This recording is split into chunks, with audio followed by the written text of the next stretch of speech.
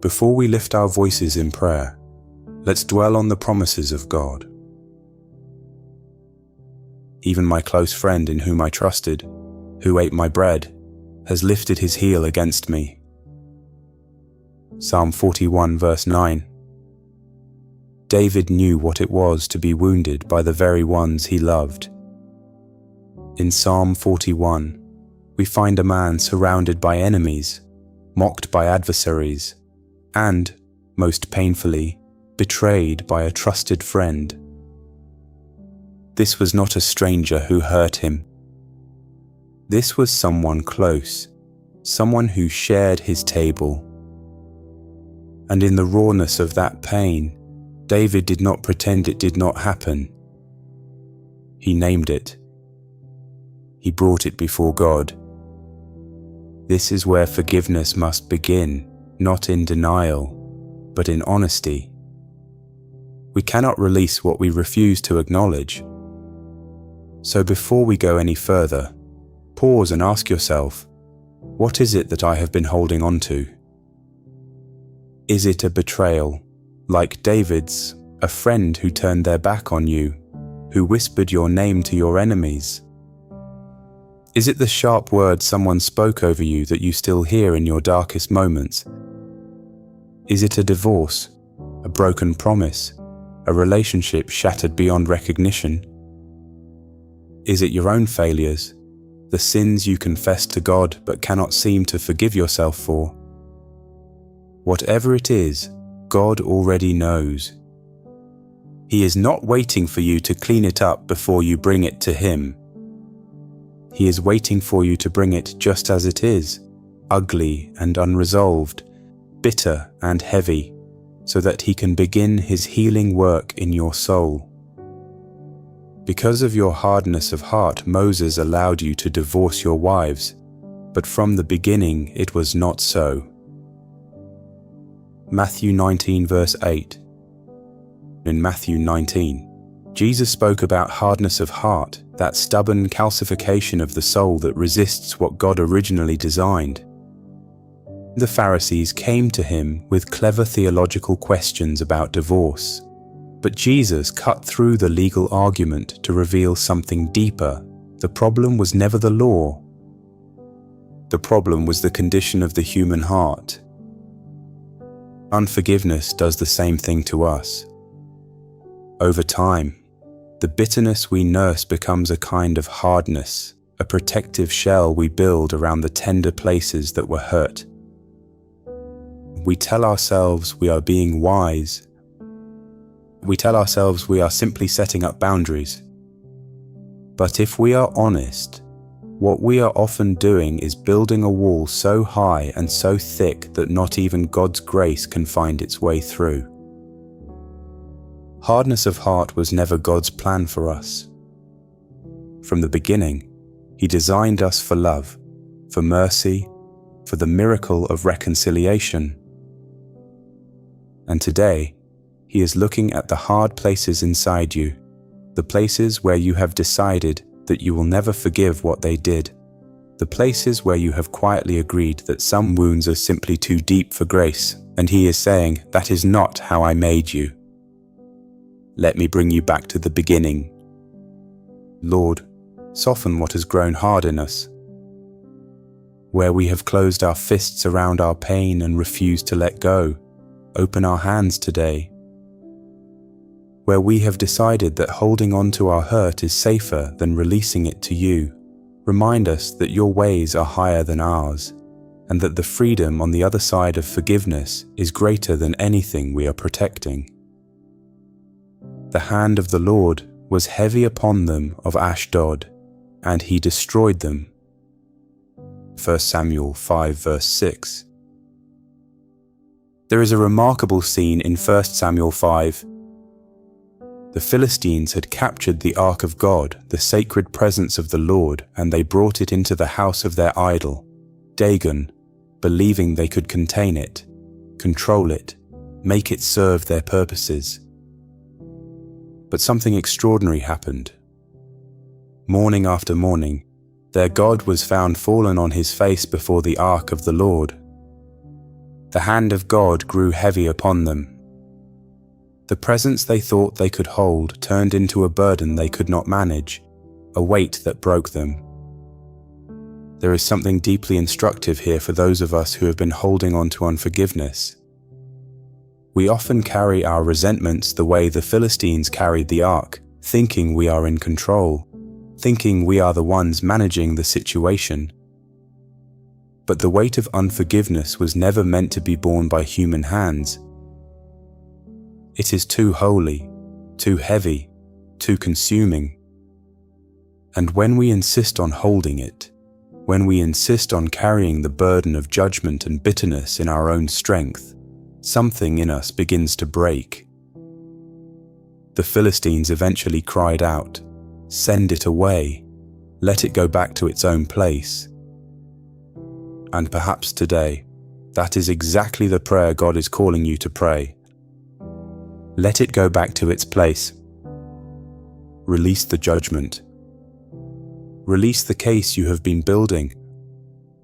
Release the record of wrongs you have kept so carefully. Give it back to the one who is actually equipped to handle it, the one who says in his word, "Vengeance is mine, I will repay." You were never supposed to carry this. And the good news is, you do not have to anymore.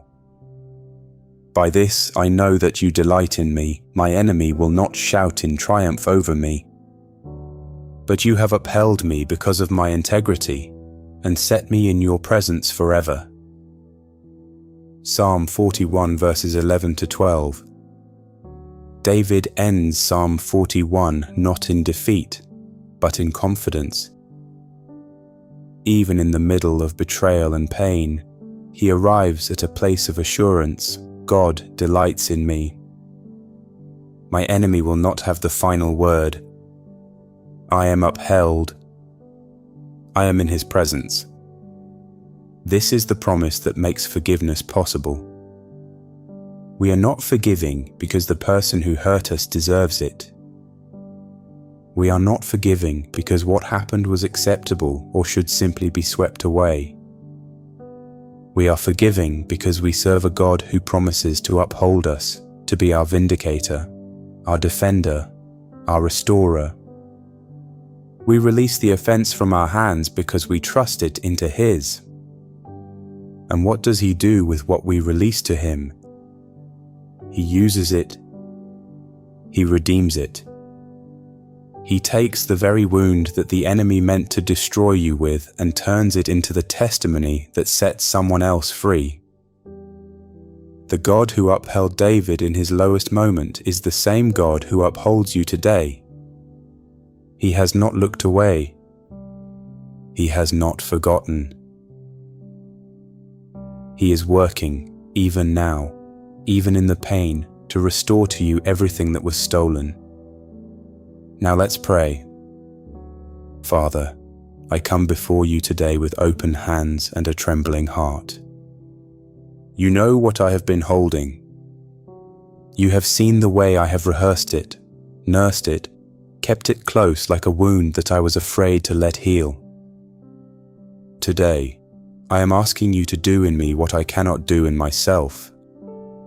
I am asking you, Lord, to help me forgive. Heal me, as David prayed, for I too have sinned. I have sinned in my bitterness. I have sinned in my self-righteousness. I have carried judgment that was never mine to carry, and I have let the hardness of my hurt become a wall between me and the freedom you died to give me.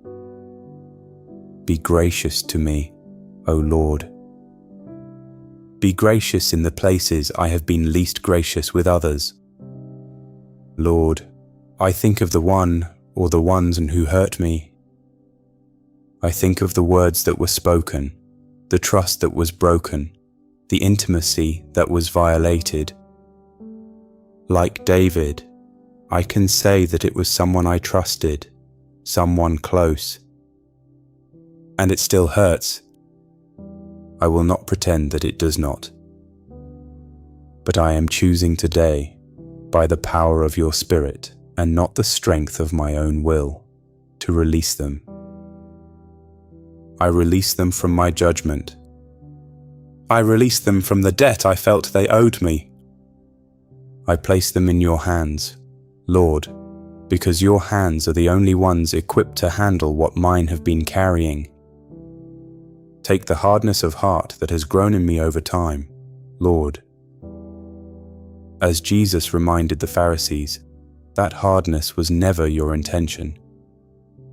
You made me for love, for mercy, for the kind of grace that mirrors the grace you have shown me. So break the stone today, Father.